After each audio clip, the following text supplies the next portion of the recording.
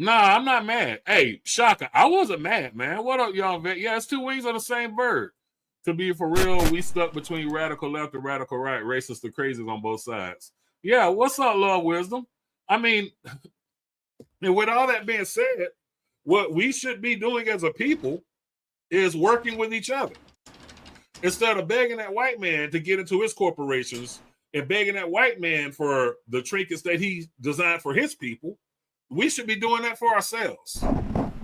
You know what I'm saying? And no longer can these people get away with workplace bullying because that's what they would do. Oh, shit. I got Mr. Sanchez coming up. I watched this man's channel so many times, man. I can't wait to talk to him, man. Let me see here. There you go, Brother Sanchez. But yeah, these are the same people who gets on social media and talks about how horrible white people are to black people when they're black and they're horrible to black people. And they use their race to promote other agendas that not all black people are on board with. All right. And the reason that they're giving the cameras, the microphones, and social media algorithms is because they have no loyalty to the people that they claim they stand for.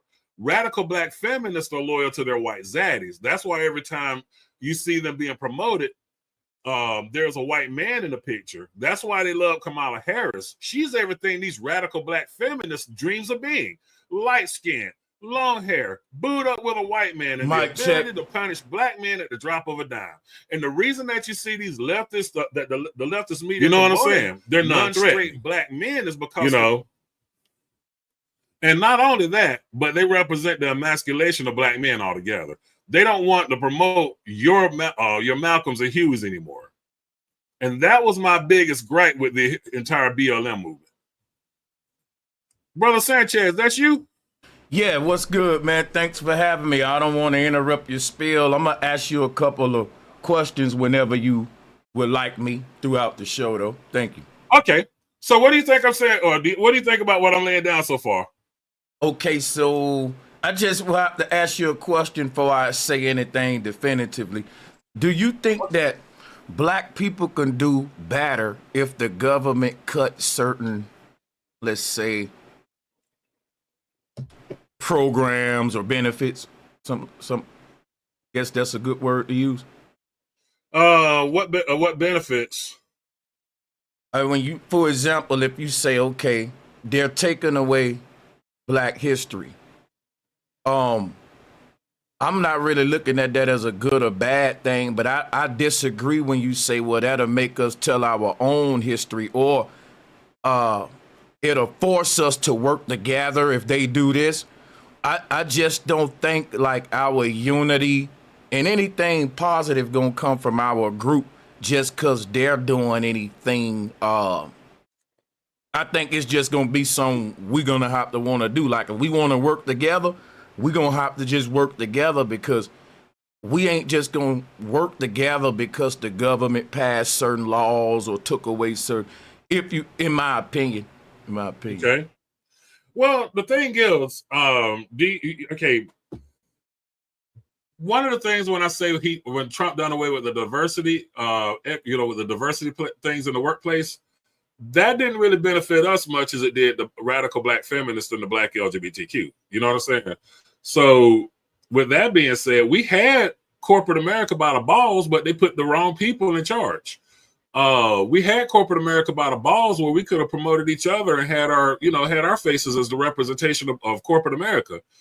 Any other group would do that for each other. We decided to put these people in charge, and that's what made me realize who these people were. You see what I'm saying? Because I'm like, well, damn, why are they making my life a living hell? Why are they putting so many obstacles in front of us? Because they pick the people that are loyal to them. If we were to work together and realize that, in a certain sense, start discussing entrepreneurship, I think that we could strive in this country. And as far as like them doing away with Black history and the Smithsonians, it's our responsibility to tell our story. I mean, I'm gonna give you a good example. You got a big platform, bro, Sanchez. You got a huge platform. People like yourself can tell our stories. People like yourself can actually wake up the masses. You see what I'm saying? And there's nothing that's holding us back from that. And I think that's what we need more of. Yes. You pick So up. I think that our story is America's story, and it is also the people in power story. So I don't look at it like really like they actually telling our story, right? That's our responsibility. I think that a lot of it, when we talk slavery, is just them holding account of what their forefathers did. You can look at it as their story just as well as ours, but I think there's a deeper agenda to getting rid of that story. It ain't necessarily because they want us to tell our own story. It's because they want to delete what they done from history. Yeah, I mean, I won't disagree with that, but I'm saying still, yet it's still up to us to tell that story. You see what I'm saying? It's still up to us to let our kids know our value, our worth, to give them something to look up to, give them something to inherit one day when we're gone. You see what I'm saying? So I think that this would force us to do it. And it's called, and Mashaka Nulu came in the chat and said his story, that too, but it's called his story, but I mean, there are things that are blinding us right now that a lot of us are waking up to, and people like you are putting people on game when it comes to that stuff, especially on the spiritual aspect of things. Okay. We are having to break out of a psychological trap they've been using on each other for centuries before we came along, and a lot of us are new to it. That's why you see a lot of these young black men and women going to the church on Sunday, getting on their knees and praying to a white Jesus. This is why you got so many of these black people working so hard right now to tell their kids that some white man is going to come down their chimney and deliver gifts, coming on flying reindeers and shit. You see what I'm saying? Mm-hmm. So I think there's a lot of psychological treatment that we need to give each other. We need to get it together fast, in my opinion. Mm-hmm. So I do.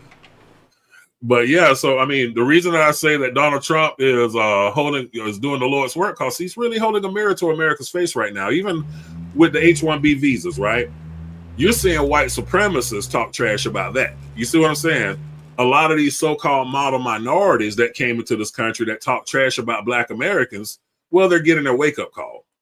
You see what I'm saying? Vivek Ramaswamy was a big voice in conservative media. Look at how they doing with him. You think Trump is doing enough for us to really speak highly of him? Is he doing more to help America or hurt America? Because I would say anything we point out that we may like what he doing, I can point out 10 things that's way more wrong. Because let's say he get the immigrants out for black people.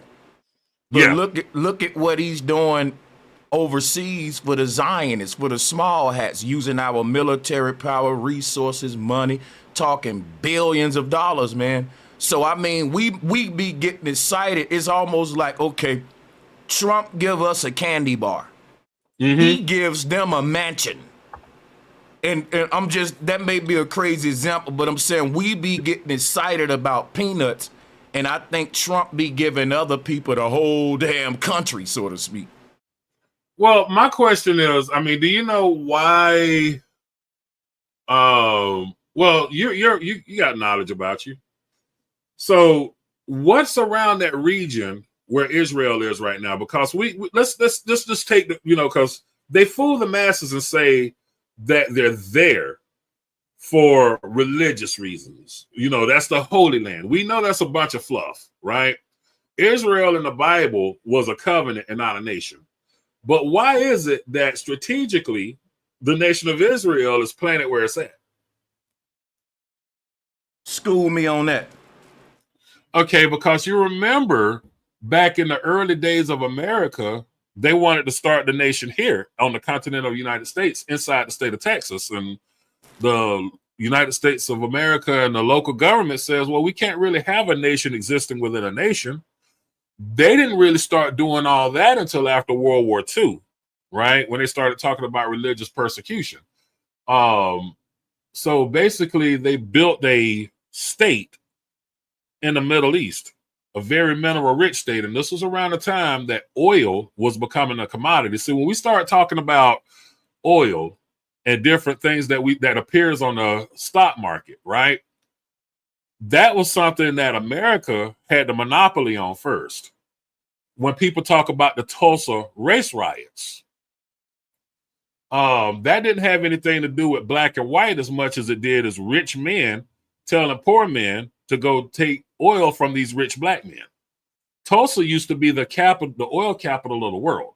So after World War II, the world had changed. Our commerce started revolving around petroleum and other rare earth minerals. Well, there's no other place other than the Middle East that's rich for that. And that's why we've been policing the Middle East and Northern Africa for centuries.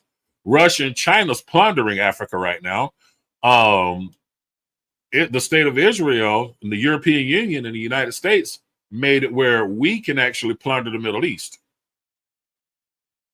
You see what I'm saying? It's all about money at the end of the day. It's not about religious persecution or what's right or wrong. Oh, yeah, I definitely agree with that, that it was never about us even responding to jihadists or anything like that. A lot of people said it was about poppy seed fields. Hey, I got several theories. I'm with you on that. Yeah. So this is the part where I say as Americans, we can either like what we see in the mirror or we can try to change it. But I'm going to be honest with you. I know what happened after 9/11 was wrong. Right? I know it. I mean, Bush is a gangster. And I'm speaking, because we're elevating and thought here. So we might lose the audience, but, we're going to speak on some real. Bush is a gangster. I'm not thinking about the millions of people, the thousands of people that he slaughtered or that lost their lives when I could go to the gas tank and still pay less than people are doing in the rest of the world. I'm not thinking about what, and I made this reference to a friend of mine in a coffee shop this morning. As American citizens, we are the wives of gangsters, right? That gangster's wife is not worried when she's riding down the road in her BMW with her Gucci bag or her Louis Vuitton bag. She's not worried about who her husband had to go bust up to get that, get that lifestyle for her. When she's a member of the country club and, she's sipping mimosas on a Sunday morning on the back of her deck in her, $5 million home, she's not worried about that. So that's where we are as the American people. You see what I'm saying? I disagree. I think that not all of us can be in that category. Most Americans that fit the everyday working man, instead of them being the mob boss's wife, they're more like the mob boss's butler. And basically, we keep the house clean, we clean up everything, but the mob boss treat the damn guests in the house better than the wife and the butler. And that's America's situation. And I think Israel would be just a guest. They up in here kicking their feet up and they doing stuff in the house that the wife can't even do, which is crazy. That's crazy right there now. But I look at Israel as not the guest. I look at them as the business partner that the mob boss hooked up with, because without Israel, we wouldn't be able to do half the stuff we're doing in the world right now. We wouldn't be able to. I think it's the other way around, right? Because we give them, think about it, we give Israel trillions a year. They don't give us nothing. Along with that, we give them military assistance and everything. In this situation between America and Israel, it's us on a giving end and it's them on a receiving end. It's more like America is Israel's sugar daddy in this sense. Okay, I did a video a while back where I, broke it down. Just let me know. And we was to look at the mafia model. Israel would be the Don. Great Britain would be the treasurer. The United States would be the foot soldiers.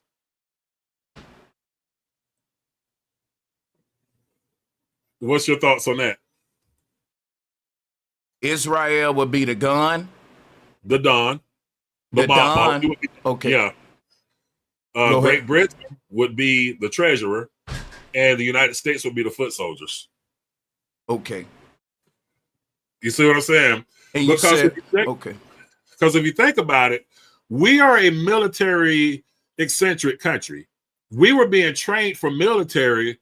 I'm Gen X, so we were trained from military from the time we were small. And this is after getting over Vietnam and all the woes of war.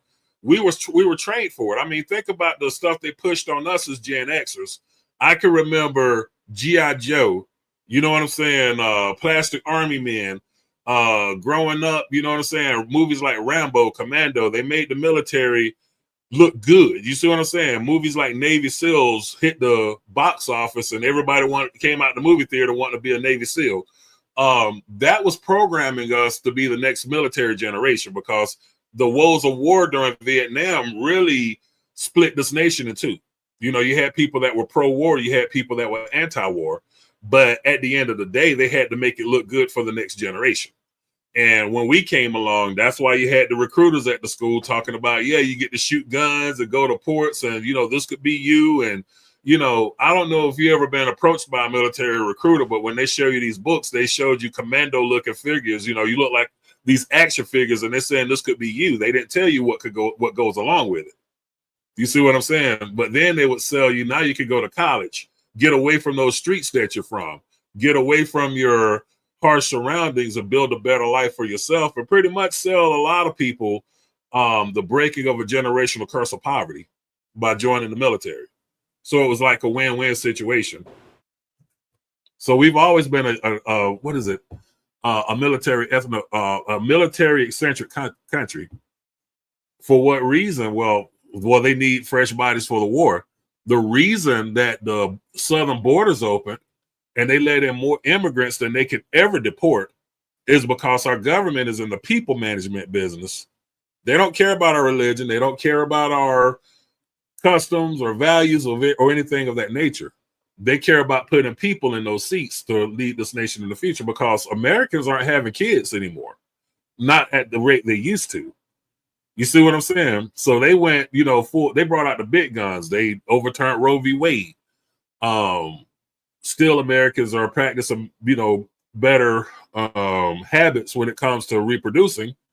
And then if we don't bring in illegal immigrants, you think they want us to, you think, because this is what I'm saying, I keep hearing you with the reproducing, we're not making babies, but you don't remember over a decade ago, Kissinger, first of all, Henry Kissinger owns the left and the right. We know the small hats are on both parties. And the small hats are the one with the depopulation agenda. And the only thing I'm saying is that it's been their agenda for a long time to decrease the population. And everything they've been wanting, they've been getting it. So when I see the population decreasing, I don't think it ain't because we ain't coming in contact with each other on an intimate level as people. That's no. It's because the food, the air, all of this is lowering sterility rates. This is biological warfare. This is part of the agenda that both the left and the right are perpetuating because they're owned by the same people. Yeah, I mean, I've always said that the left and the right are owned by the same group of people. And the reason that I don't get into the whole Israel spill on my channel is because it opens the door for white supremacists to come in. You see what I'm saying? And they'll start with Israel, but then they'll start attacking the Jewish community. You see what I'm saying? And not all Jewish people are Zionists. You feel me? There are a lot of Jewish people, especially in Europe, that are being vocal about how they don't like the existence of Zionism. Yeah, I'm not. So, you know, that's the only reason I don't really dig deep into that, you know, topic on my channel. Is because of that reason, because it opens the doors for these white supremacists, because when they're done with the Jewish people, who they come after next? Well, the thing is this right here. The white supremacists are not lying about Zionism. And just because the group that want us dead know the truth about the group that want both of our groups dead, don't mean we gotta drop the ball on them either. For example, right, the small hats don't give a damn about white people or black people. They don't care if neither one of you get exterminated, because they don't see themselves as white or black. They consider themselves a J-word. They don't see that as black or white. They put themselves above both of them. Now, black and white people hate each other. That's crazy because, again, the small hats got us hating each other. Got the white nationalists hating the black nationalists. But at the same time, they want both of us dead. So the white nationalist is saying, I still hate you N-words, but I also acknowledge that this small hat hate all of us. And I'm saying we can be logical just like that too. We can say, hey, I know that these dumb white racist folks are dumbed down and they've been taught to hate black folks. And I also know that the people up there with them small hats on want us all gone too. right? I think we can address both of those at the same time, and it'll only be seen as the logical thing to do.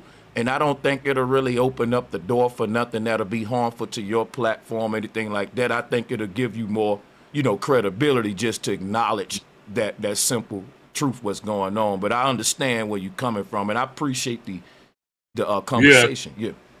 Yeah, I mean, I appreciate when you had me up on your channel. If you guys ain't following Bro Sanchez, you guys got to follow him, man. He spits that knowledge that I wish I could spit. Before this channel became political, I was on that spiritual plane as well.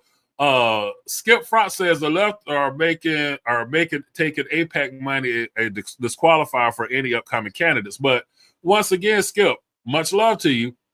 But they're both owned by the same people. So rather if it's AIPAC money, they're both owned by the same people. I mean, when we look at our government, there's no.